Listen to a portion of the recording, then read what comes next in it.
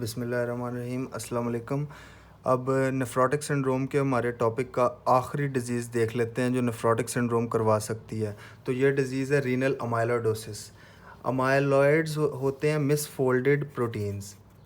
जब प्रोटीन्स की फॉर्मेशन हो रही होती है तो कभी कभी होता है कि अब प्रोटीन्स की चेन्स होती हैं, तो उन चेन्स जब प्रॉपर तरीके से फोल्ड होंगी तो ही एक नॉर्मल प्रोटीन बनेगा और अपना फंक्शन परफॉर्म कर सकेगा।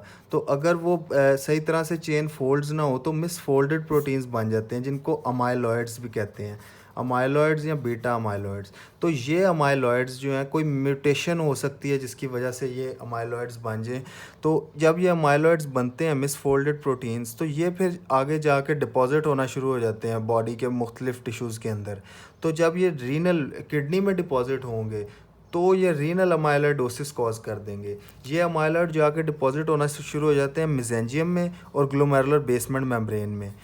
मैं आपको ग्लोमेरुलस का स्ट्रक्चर बताता हूँ। ये कैपिलरीज़ हैं, ये जीबीएम है, ये आगे एपिथेलियल सेल्स आ गए, और फिर ये बोमेंस कैप्सूल और ये पीसीटी। अब होता क्या है कि जो ये इधर मेसेंजियल टिश्यू होता है जो सपोर्ट कर रहा होता है सारे ग्लोमेरुलस को। अब ये अमाइलॉइड्स जो होते हैं ना, मिसफोल्डेड प्रोटीन्स, जीबीएम के अंदर और मेसेंजियम के अंदर जाके डिपॉजिट होना शुरू हो जाते हैं, जिसकी वजह से ये जीबीएम में डिपॉजिट होंगे तो जीबीएम थिकंड हो जाती है, थिक हो जाती है, क्योंकि अमाइलॉइड डिपॉजिट हो रहे हैं। और उसकी वजह से ऐसी ऐसी चेंजेस आती हैं ग्लोमेरुलस के अंदर कि जो नेफ्रोटिक सिंड्रोम कॉज करती हैं। मिसाल के तौर पे प्रोटीन लीक करना शुरू हो जाएगा, हैवी प्रोटीन यूरिया शुरू हो जाएगा। इसके बाद प्रोटीन यूरिया की वजह से हाइपो एल्ब्यूमिनीमिया हो जाएगा, यानी ब्लड में अब एल्ब्यूमिन तो लीक कर रहा है तो वो ब्लड में एल्ब्यूमिन कम हो जाएगा, तो हाइपो एल्ब्यूमिनीमिया हो जाएगा। हाइपो एल्ब्यूमिनीमिया, एल्ब्यूमिन ने फ्लूइड को होल्ड किया होता है ब्लड के अंदर, वो चला जाएगा तो सीवियर एडीमा हो जाएगा, जनरलाइज्ड एडीमा हो जाएगा। इसके अलावा हाइपरलिपिडीमिया और लिपिड यूरिया हो जाएगा, जो ये सारी नेफ्रोटिक सिंड्रोम की करैक्टरिस्टिक्स हैं। तो ऐसी चेंजेस रीनल अमाइलोइडोसिस में आएंगी जिसकी वजह से नेफ्रोटिक सिंड्रोम डेवलप हो जाएगा।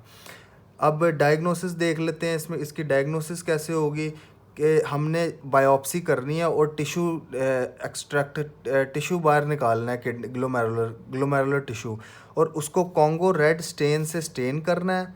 और फिर जब पोलराइज्ड लाइट के अंदर देखेंगे तो एप्पल ग्रीन कलर की हमें बायो रेफ्रिजरेंस नज़र आएगी, यानी एप्पल ग्रीन कलर की लाइट नज़र आएगी जब हम उसको माइक्रोस्कोप के अंदर देखेंगे। तो जब अगर एप्पल ग्रीन नज़र आ जाए लाइट, तो इसका मतलब यही है कि ये रीनल अमाइलॉइड्स हैं। तो इस चीज़ से इसकी डायग्नोसिस होती है।